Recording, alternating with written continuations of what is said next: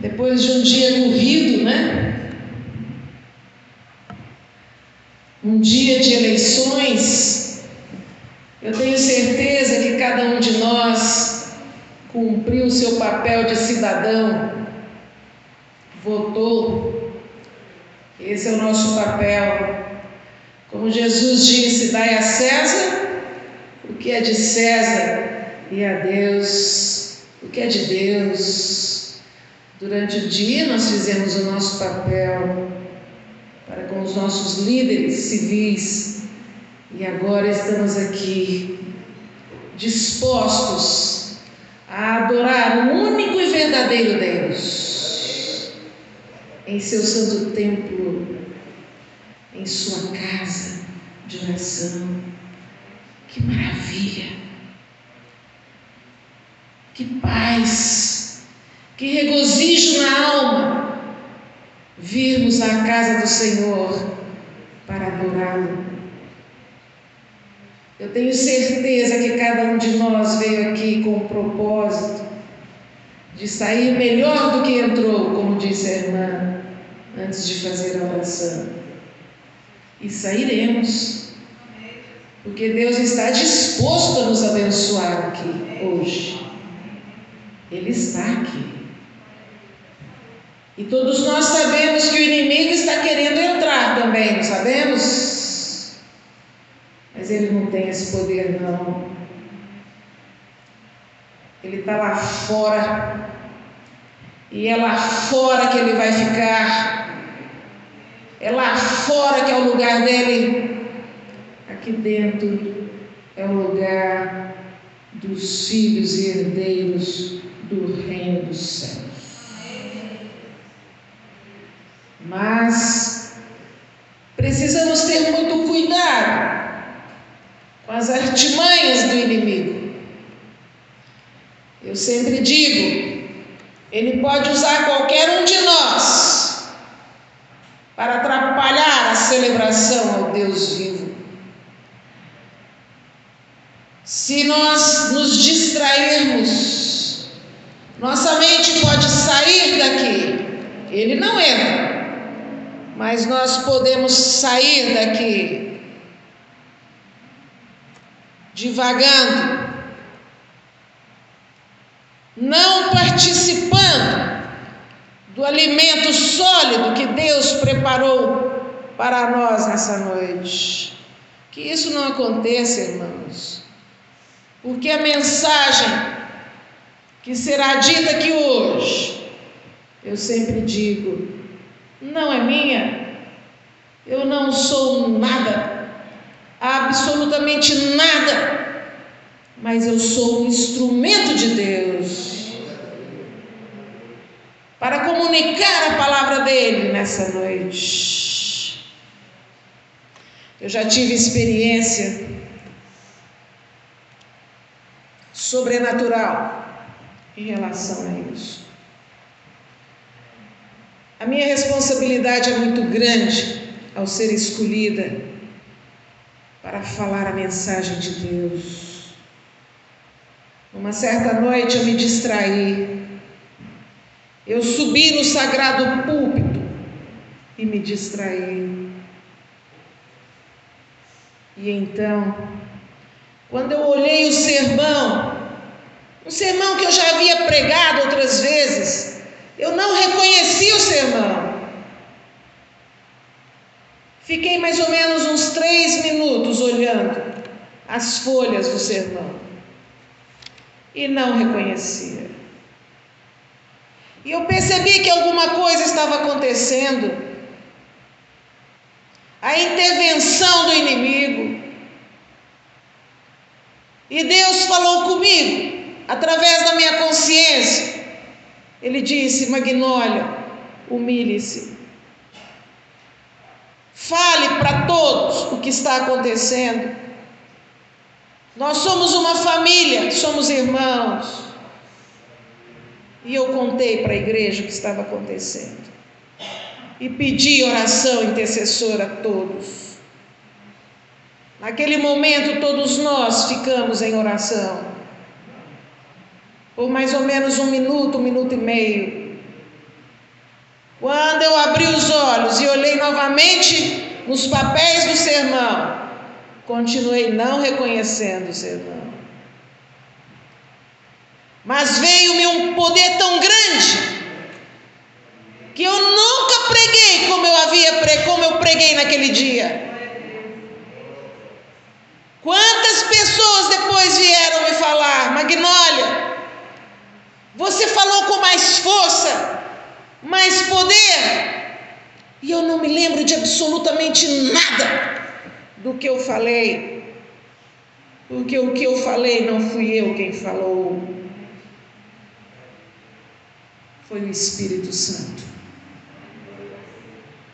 Eu estou contando essa experiência, irmãos, para que os irmãos saibam a seriedade que é nós estarmos perante Deus. Ele é santíssimo, infinitamente grandioso. Assim como estamos, vamos baixar a nossa cabeça, fechar os olhos e falar com Deus.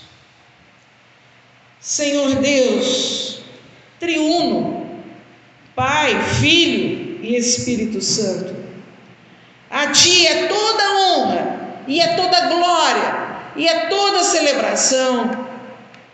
Não somos absolutamente nada sem Ti, mas tudo posso naquele que me fortalece.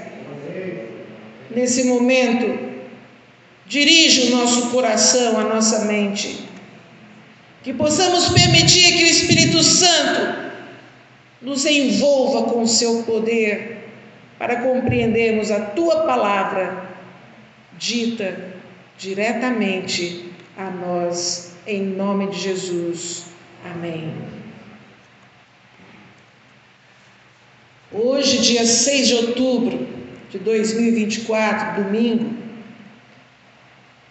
sob a liderança da irmã Vilani, que é diretora do Ministério da Mulher, começa uma série de domingos relacionados a um tema muito importante, um tema que atinge diretamente as mulheres.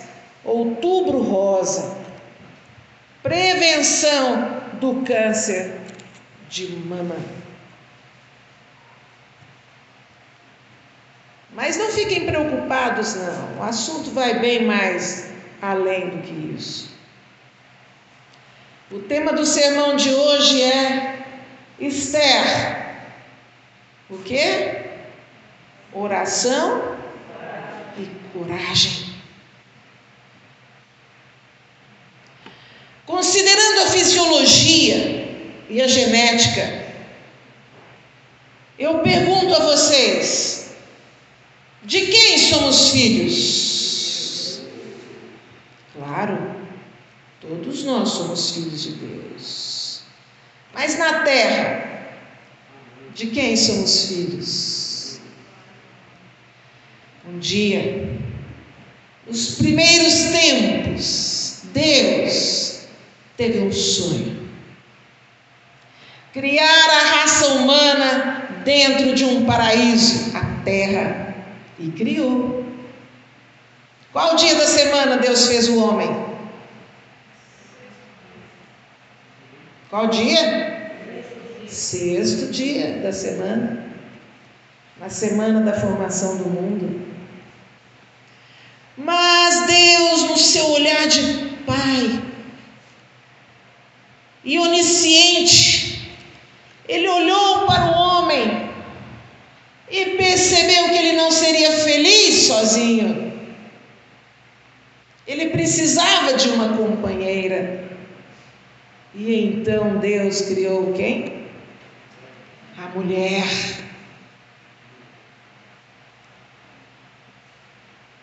Vamos abrir a nossa Bíblia em Gênesis. Gênesis 2, versículo 18. Primeiro livro da Bíblia. Gênesis 2, versículo 18 diz assim: Disse mais o Senhor Deus: não é bom que o homem solo. Far-lhe-ei uma auxiliadora que lhe seja idônea. E continuando aí nos versos 21 e 22, lemos o seguinte: então o Senhor Deus fez cair pesado sono sobre o homem, e este adormeceu. Tomou uma de suas costelas e fechou o lugar com carne. E a costela que o Senhor Deus tomara do homem, transformou-a numa mulher e lhe a trouxe. E disse o homem: eu imagino que o homem, ao acordar daquele sono profundo, abriu os olhos, viu aquele ser maravilhoso, a mulher, que realmente nós somos maravilhosos, né? Não é para falar não, mas aqui entre nós. O homem olhou para aquela mulher, ficou feliz, muito provavelmente orgulhoso, e disse: esta afinal é o osso dos meus ossos e carne da minha carne, chamar-se-á varoa, porque do varão foi tomada. A mulher foi criada por Deus de uma maneira muito especial. Deus quis que a mulher viesse diretamente do homem, mas este precisava estar num estado sereno, tranquilo. Assim como serenos e tranquilos ficamos quando temos os mais lindos sonhos. A mulher veio de um sonho de Deus. Deus esmerou-se na criação da mulher. Eu, particularmente, imagino que se Deus levou um tempo para criar o homem, Ele tenha levado o dobro desse tempo para criar a mulher. É um pensamento meu, não é bíblico. Fisiologicamente, a mulher é bem mais complexa do que o homem. Deus escolheu a mulher para ser a mãe de todos os povos na terra. Então eu pergunto novamente: de quem somos filhos? Sem exceção, todos nós nascemos de quem? De uma mulher, da nossa mãe, não é verdade? Isso é óbvio. A população do mundo é de quase 8 bilhões de pessoas. E mais ou menos 50% dessa população são constituídos pelo sexo feminino, conforme dados da ONU, Organização das Nações Unidas. Conforme dados da OMS, Organização Mundial da Saúde, agora nós vamos dar um dado relacionado ao tema que vai prevalecer durante 8 domingos: prevenção do câncer de mama. Conforme a OMS, Organização Mundial de Saúde, 2,3 milhões de casos de câncer de mama existem no mundo. É triste, né, irmãos? É preocupante, dá medo. Nós não vamos nos aprofundar na questão científica desse tema, até mesmo porque eu não sou especialista em saúde.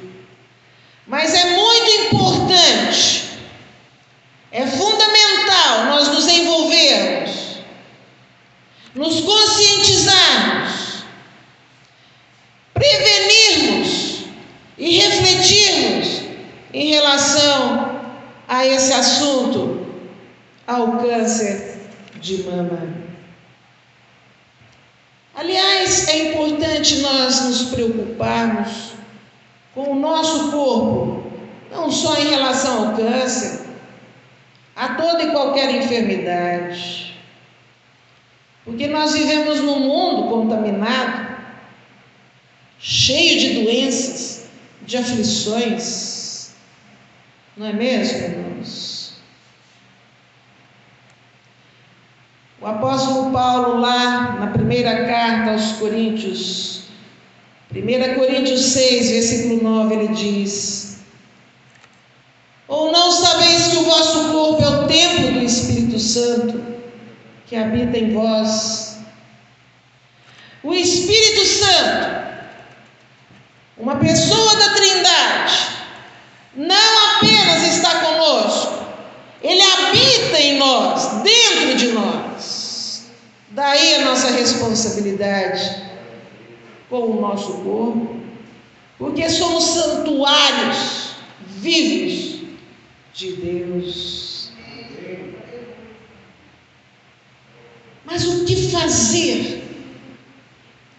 Como agir diante de um quadro caótico, com milhares e milhares de pessoas doentes, adoecidas, seja de câncer, seja de depressão, de pânico, o que for, pessoas entristecidas por causa do luto. A tristeza invade o mundo nesses últimos tempos. Eu tenho certeza que eu estou falando para muitas pessoas nessa condição, tristes. Não sei se aqui na igreja existem pessoas nessa condição. Somos todos humanos. Tenho certeza que na internet sim. Muitas pessoas estão na condição de absoluta tristeza, absoluto caos, como se estivessem dentro de um túnel escuro, na certeza de que no final desse túnel não tem luz, não tem saída. Eu já estive lá, irmãos, há mais de 20 anos, por falta de responsabilidade, de juízo mesmo. Eu trabalhava dia e noite, quase que sem parar. Até que, claro, eu recebi um diagnóstico de depressão e de pânico, síndrome do pânico. Eu me vi dentro desse túnel. E eu posso falar para vocês, para você que está nesse sofrimento absoluto, existe sim uma saída. O túnel é escuro, é horrível, mas existe sim. Com licença, irmãos, isso aqui simboliza a mulher. Mas existe sim saída no final do túnel, porque lá no final do túnel está Deus. Deus não está apenas aí do seu lado, Ele está do seu lado, mas está em todas as partes para te proteger. Ele está no final do túnel, sim, a saída, sim. Portanto, a esperança. Todos nós sabemos que estamos numa travessia. Esse mundo é uma travessia, é um deserto. Se existe uma travessia, é porque existe uma chegada. Se existe uma travessia, muito provavelmente há esperança. E podemos confiar na força que a mão de Deus nos dá, nos transmite, ao segurar nossa mão nessa triste travessia. A situação é muito difícil. Só quem já passou por ela ou passa é que sabe falar. E eu tenho certeza que todos nós já tivemos um momento difícil na nossa vida. E muitas vezes, no grito da dor, nós clamamos a Deus e perguntamos: por que, Deus? Por que comigo? Por que com meu filho? Com meu marido? Com a minha mulher?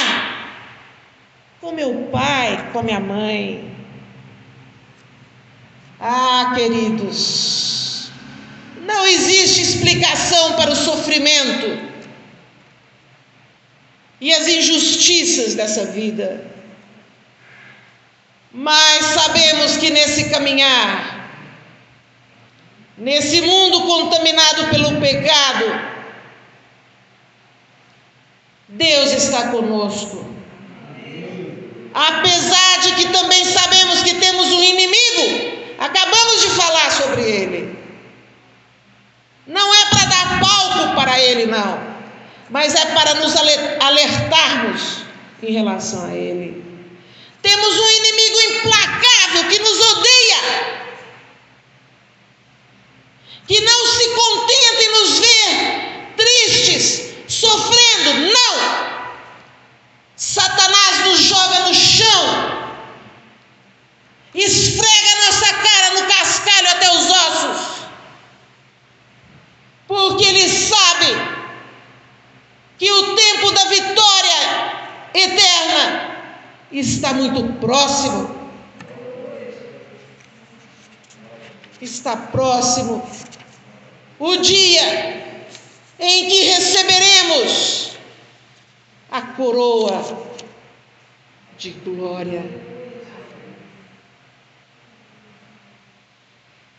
E eu vou dizer uma coisa para vocês, irmãos. Eu tenho aprendido através da palavra de Deus que se nós escolhermos confiar nas promessas de Deus, colocar nossa pequena fé nas mãos de Jesus, podemos ainda aqui nesse mundo, antes que ele volte, ser vitorioso sobre o mal, recebendo grandes milagres em nossa vida, também operando milagres, porque Jesus nos deu essa condição quando esteve na terra. Ele nos deu autoridade para abençoar, para operar milagres em nome dele, porque ele já venceu a morte, o sofrimento e a dor lá na cruz. Ele deixou um sepulcro vazio.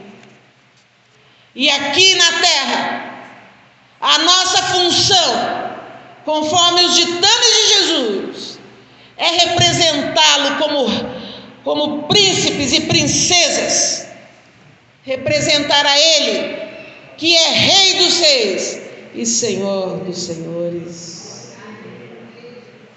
A Bíblia fala de uma rainha. Quem? Esther.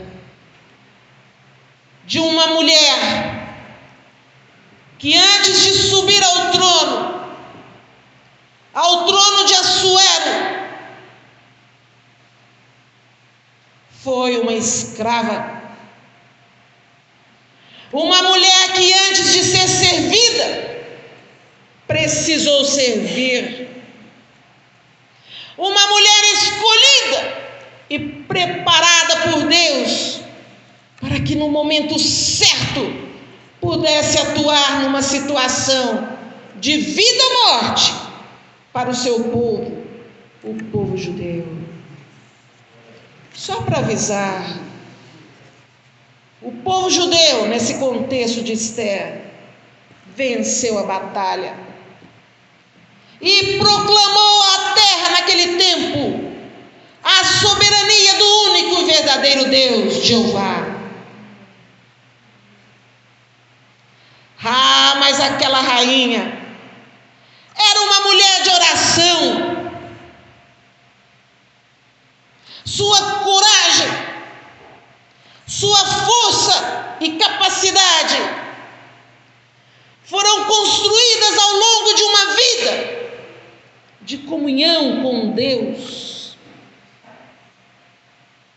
aquela Esther que fora escolhida por Deus, pelo seu Deus, para ser a protagonista de uma grande história com um final feliz.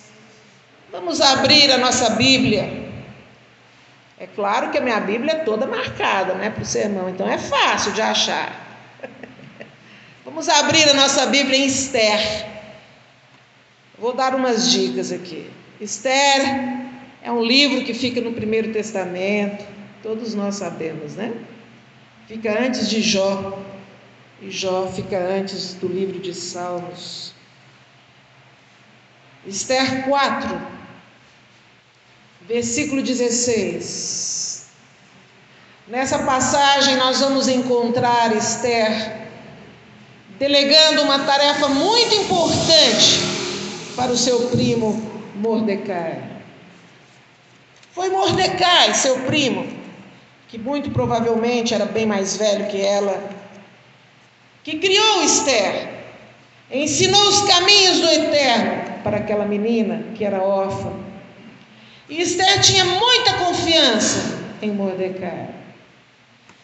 E aqui, em Esther 4, versículo 16, nós lemos o seguinte: Esther falando: vai, Mordecai, ajunta todos os judeus que se acharem em Suzã, e jejuai por mim, e não comais, nem bebais, por 3 dias, nem de noite, nem de dia.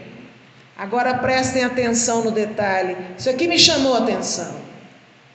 Esther continua dizendo: eu e as minhas servas também jejuaremos. Atitude de uma líder dirigida por Deus. Esther teve a preocupação, o cuidado de arrebanhar as pessoas que estavam sob seu comando, sob sua responsabilidade, para que juntas pudessem entrar em comunhão com Deus dos exércitos, o Senhor dos exércitos, antes de uma importante batalha. E Esther termina dizendo para Mordecai: depois, Mordecai, irei ter com o rei, ainda que é contra a lei. Se perecer, pereci. Existia uma lei no reinado de Assuero, que se alguém adentrasse a sala do trono sem antes conseguir a autorização do rei para isso, entrasse e o rei não levantasse o seu cetro para aquela pessoa morreria imediatamente nas mãos dos seus soldados. E Esther teve a coragem, ela disse o seguinte: eu vou, não vou avisar o rei coisa nenhuma, não, eu vou, porque eu vou em nome do Altíssimo. O meu Deus é o Deus das vitórias, é o Deus que me faz ter consciência, me faz saber que as vitórias dele são infinitamente maiores que as desgraças desse mundo passageiro. Eu vou. Se eu morrer, morri. Que maravilha de fé. Certeza da fidelidade de Deus. Essa certeza que você, que está passando por um momento de dor, pelo vale da sombra da morte,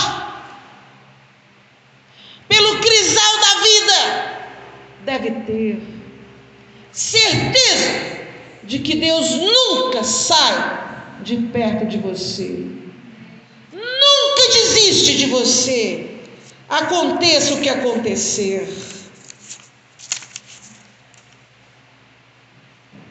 A história de Esther teve um propósito. o de mostrar para aquele povo quem era realmente o seu Deus, o Deus vivo. Qual é o propósito de sua história, mulher que está me ouvindo? Qual é o propósito de sua história, homem, jovem e criança que estão me ouvindo? Todos nós, nenhum de nós, aliás, digo eu, não está isento de passarmos pelo crivo do sofrimento nesse mundo. Assim como todos nós também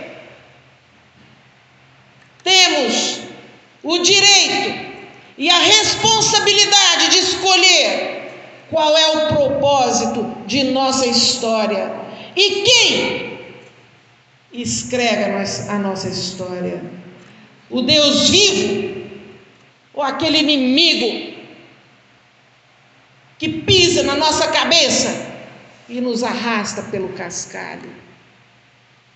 Eu convido Queiroz para vir à frente. Você acredita que Jesus pode ajudar você, seja qual for a sua condição?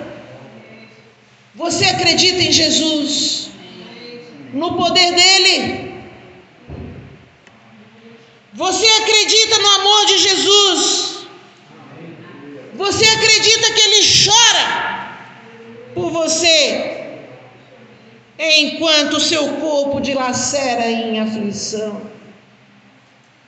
enquanto o seu coração se desmancha em tristeza? Você acredita que Jesus chora quando os seus dias rompem em alvoradas de lágrimas? Acredite no amor de Jesus. Nesse momento, Queiroz vai cantar um hino maravilhoso.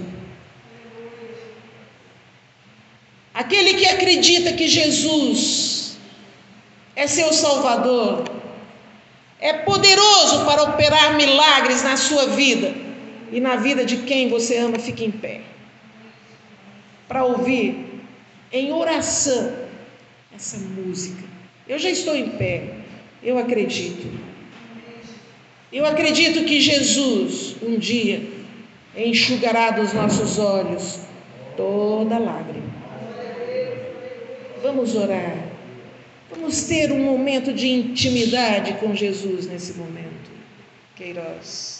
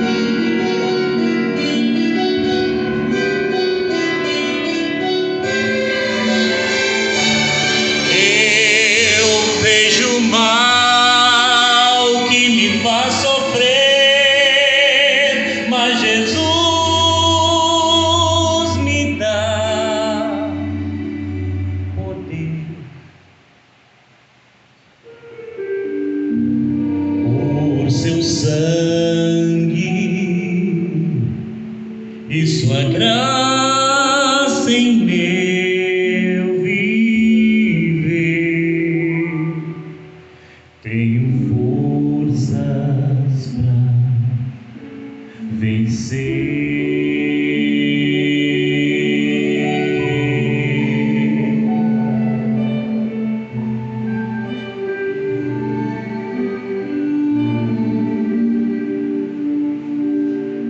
Hoje eu salvo estou, pois meu Jesus libertou-me lá da